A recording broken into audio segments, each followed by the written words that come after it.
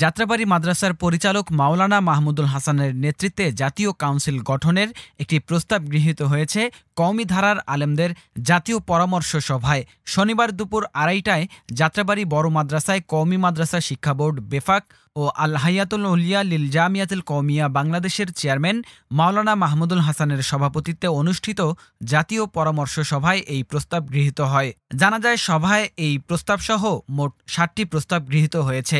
সভায় হেফাজতে ইসলাম বাংলাদেশের মহাসচিব ও ইসলামী আন্দোলন বাংলাদেশের আমিরসহ উপস্থিত ছিলেন দেশের শীর্ষস্থানীয় ওলামায়ে কেরাম।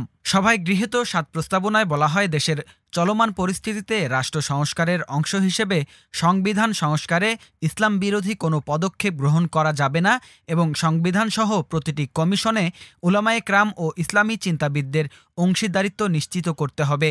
শিক্ষা সংস্কার কমিটিতে ইসলামী চিন্তাবিদ, কারিকুলাম ও সিলেবাস বিশেষজ্ঞ অন্তর্ভুক্ত করতে হবে। সংস্কারের সুযোগে পাশ্চাত্য বিভিন্ন মতবাদ, ট্রান্সজেন্ডার, এলজিবিটিকিউ, উগ্র নারীবাদ, সর্বধর্মবাদ ইত্যাদি অনুপ্রবিষ্ট করা যাবে না। মহানবী সাল্লাল্লাহু আলাইহি ওয়াসাল্লামের শান ও মান এবং খতমে নবুয়ত সমুন্নত রাখার জন্য আইন পাশ করতে হবে। রাষ্ট্র, সমাজ ও সরকারের প্রতিটি ক্ষেত্রে শতকরা ৯২% মানুষের বিশ্বাস, মূল্যবোধ ও সংস্কৃতির মূল্যায়ন করতে হবে। বাংলাদেশের যাবতীয় দ্বীনি কার্যক্রমের শরিয়া ভিত্তিক বিশ্লেষণ ও দিক নির্দেশনা প্রদানের জন্য মাওলানা মাহমুদুল হাসানের নেতৃত্বে একটি কাউন্সিল গঠন করা হবে। সভা শেষে প্রচারিত প্রস্তাবনাপত্রে আরও বলা হয়, আজকের জাতীয় পরামর্শ সভা থেকে প্রাপ্ত প্রস্তাবনাবলীর আলোকে ইসলামী অঙ্গনে ব্যাপক আকারে ঐক্যের রূপরেখা তৈরি করে কওমি মাদ্রাসার সর্বোচ্চ শিক্ষা বোর্ড আল হায়াতুল উলিয়ায় উপস্থাপন করা হবে।